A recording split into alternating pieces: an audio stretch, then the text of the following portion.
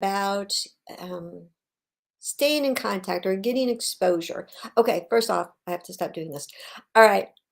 I watched my last one and I noticed that I am really bad at like eye wandering. So I am really going to focus this time on looking at you. I have a podcast and I find it easy to look at the camera when I'm doing the podcast because I have somebody else there and I'm just really watching them. But I do have a hard time just like looking at myself. So I'm going to really focus on looking towards the camera and stop my eye wandering because that really bothers me. So I apologize if that bothers you as well. So today we're going to discuss creating interest, and that is these are things that you could actually use then for any type of business that you're building because obviously if you don't have customers and you don't have interest, then you're going to have a hard time selling your products. So some of the important things are first off, I think it's important to know what kind of questions would people have if they were considering your service or your product? So make a list of questions, questions that they would have as far as how to use it, how to get it, how to, um, let's see here, how to use it, how to get it, how to reorder. You just really brainstorm all the types of questions that you think anybody would have about the use of your product. Okay. Then, oh, you know what? A really good thing to do would be to ask Chat GPT. Hey, Chat, what questions would somebody have if they were considering changing or using a skincare product? And then that could help you build up that list. But you want a really good solid list of questions that people are going to ask because that's what you're going to build content on. You're going to answer those questions. And that's most important is not how great your product is, but how are you doing at answering questions people would have about your product. So, all right, so keep those questions on a sheet because that's what you're going to create your content on. So then when you go in, social media obviously is a great place to create interest in about your product. And so you're going to go into your social media and you're not going to talk about your product. You're not even going to mention the company, all right? Because and I've heard this over and over again from different coaches. You don't want to mention your company because then they could go in and just search for the company or search for somebody else that they know that is doing that particular product. So you want to get them interested in your product, what it does first, and before you actually introduce them to what company it is. Then let's see, you want to all of your posts should be mentioning again, not naming the product, not naming the name, not naming the company, sorry, but mentioning all the benefits of that product. What are the results of using that product? All right. What progressions are you making? How are you I did that again, didn't I? I looked up there. I know this little camera thing is just like really hard to look at. Sorry. Okay, I'm sidetracking myself. I'm sorry.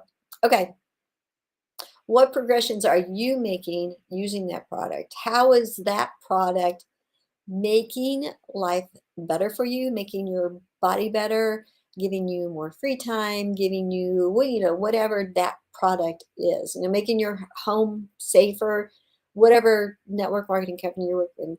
What are the progressions that you are making using that product? The longer you use that product, how much better is life getting for you?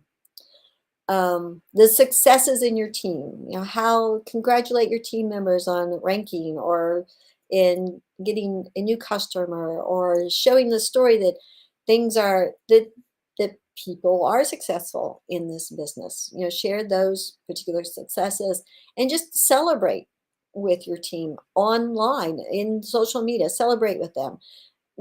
Just call out their name and say, "Hey, congratulations, so and so ranked up or did whatever." Just, have celebrations. Use Canva to create pretty celebration posts. Canva is free. I don't know if you're aware of it, but Canva is a very easy program to use to create really nice looking content to share. As you build up your business, you want to make sure you're getting their emails. don't depend on social media only for your business because I can swear it has happened to me. I actually lost my Facebook account. It was so, I lost my Facebook account for 3 months. I was at a point, so I got hacked through Instagram, which, if you don't know, Facebook and Instagram are the same company.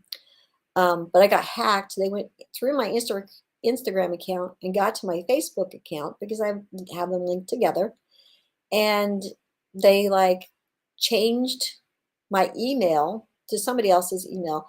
So for a little bit, I could get into it, but I didn't know that my email had been changed. And they put me as a like secondary person on my own personal Facebook account. And eventually they eventually just completely took it over. And I there was a post from Facebook saying, "Hey, your account may have been your email has changed." And so if this is not you, let us know. So I seriously every day for 3 months emailed Facebook and Instagram saying, "Please give me this account back. This email's not me." I was just trying, and everybody was like, "Be very kind, don't upset them." No, you know. And so for 3 months, I sent a daily email to these Facebook and Instagram emails asking them to give me my page back. And I was at a point where I was restarting my Facebook, and that is terribly hard because you're not connected to your friends, excuse me. And so your friends think that that's not a real account. And so it's so hard. But you definitely want to put a security on your Facebook and your Instagram. I have that now. All right, but going back to the point of creating an email list.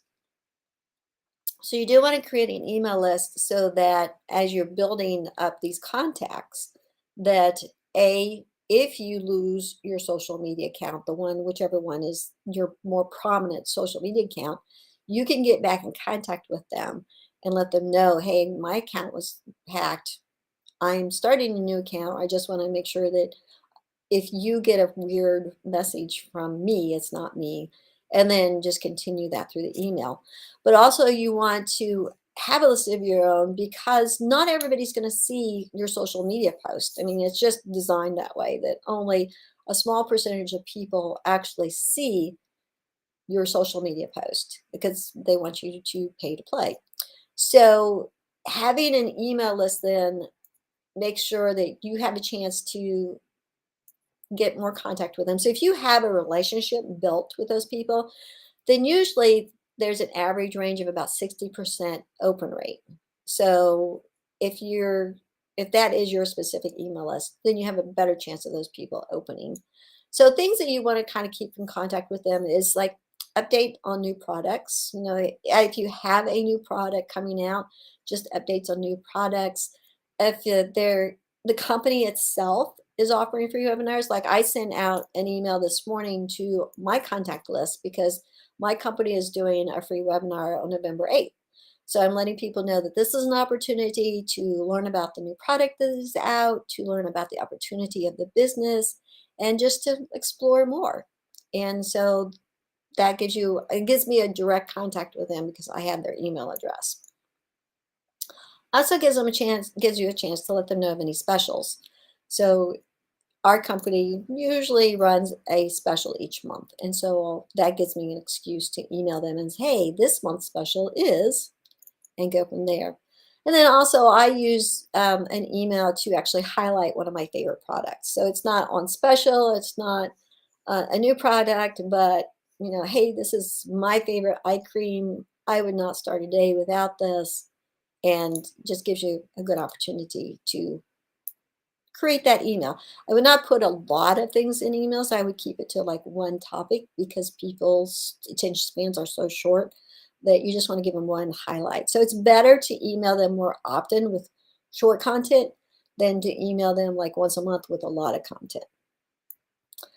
I use Constant Contact, and I'll actually give you a link below if you're interested. If you already have started, if you haven't started collecting an email, maybe you only have like 3 or 4 or 5, whatever. Honestly, it's not too hard to just send them an email. But once you get to up, say like 25 or more, then you'll want to use a program to kind of keep that organized if your company doesn't offer a CRM that does that automatically. All right, another item that you want to consider to create more exposure for yourself is video marketing, short video marketing, short videos. People would much rather watch a video than read content. So it's a big deal to be able to create video marketing. And so what you create content on? I would start with answering those questions that I suggested that you make at the beginning.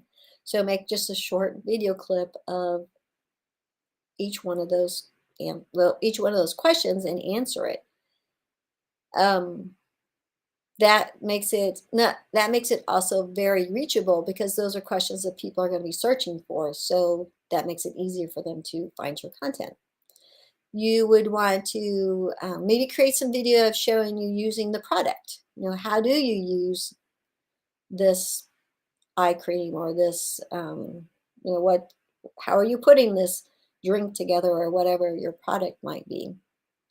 And then also you want to answer questions about the business, again, without mentioning the business. So maybe you just talk about how great the compensation plan is, or what tools they offer, or how they make it easier to build a business.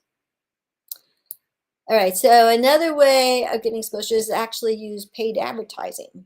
All the social medias have a paid option, and I actually am running currently a Facebook ad for the opportunity for my business. And so if that's something that you think you would like to, it's not easy. It's a very complicated process. So once you get to a point where you're ready to use paid advertising, please reach out to me and I'll give you a referral to my coach because it's not an easy process. It's good to have somebody there to actually guide you through that. To gain exposure, you should join Facebook groups that are of interest to you. So maybe, excuse me, sorry, dry throat. Maybe joining groups that are like in your age range, or say that you have children at home and you want to join groups with young children or teen groups or things like that, things that you would have interest with. Maybe you're joining a cooking group or a book club group, and this is just an area where you can build relationships and get to know people, and then say, hey, what do you do? And then you, hey, what do you do? And that type of thing. So you want to build a conversation. So joining groups is a very good situation. You could do webinars, ta-da, like this. So pick a topic, answer questions, give guidance on how to build a business, give guidance on how to use your products, just webinars that are of interest. And there again, you could use your list of questions that I suggested at the very beginning to build up that webinar. You could actually be a guest on podcasts. It is so much easier to get on a podcast these days.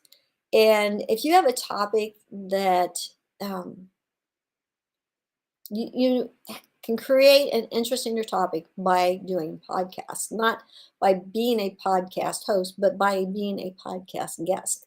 And if you think that would work well for your product, let me know because I have found the greatest ways of finding podcasts to be on. It's not nearly as difficult as you may think. It's not something where you need to hire somebody to get you on podcast. It's not a difficult complex. The one thing that I think is probably the hardest part of network marketing business is creating the follow-up plan. And you need, I think maybe yesterday, I shared a Google spreadsheet, and that's very helpful. But you got to make sure that you take out time every day to just check to see if there's anybody you need to follow up with. Is there anybody you need to send out a sample to? And just a short check just to make sure that you're not going to lose a particular contact. So that was those are all my notes, and that is what I had to share with about creating interest. If you have any questions, please leave them below. I'd be happy to help you out. And I was thinking about um, content for next week, and I think that I am going to discuss how to take your hobby and create it into a side hustle. So it'll just be a 1 day type of presentation. It wouldn't be a long presentation like I did with this. I think I did this in a series of days because I just didn't want to overwhelm people with too much content at one time. So please leave your questions below. I'd be happy to answer them, and I'm looking forward to just more interactions with this group. I just want to really use this group more to help and educate people into looking for their side hustle and the best way to build that. All right, so thank you.